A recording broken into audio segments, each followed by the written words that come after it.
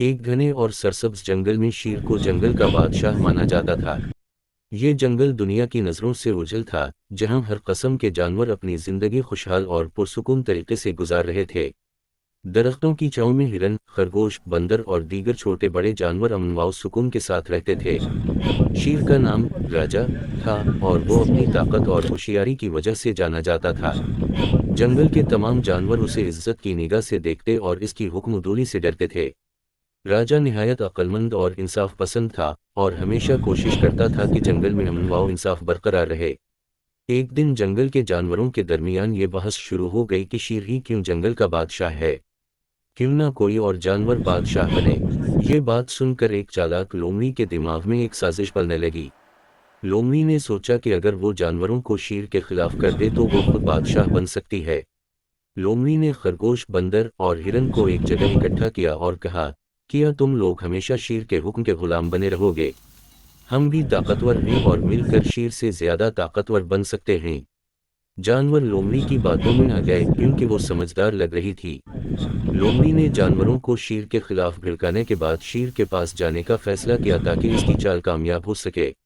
وہ شیر کے پاس گئی اور کہا، اے راجا، جنگل میں کچھ جانور تمہارے خلاف سازش کر رہے ہیں، وہ تمہیں بادشاہی سے ہٹانے کا ارادہ رکھتے ہیں۔ شیر نے حیرت سے پوچھا، کون جانور؟ لومڑی نے کہا، میں ان کا نام نہیں لے سکتی، لیکن وہ تمہارے خلاف بڑی سازش کر رہے ہیں۔ یہ سن کر شیر کے دل میں بے چینی پیدا ہوئی، لیکن اس نے کوئی فوری قدم نہیں اٹھایا۔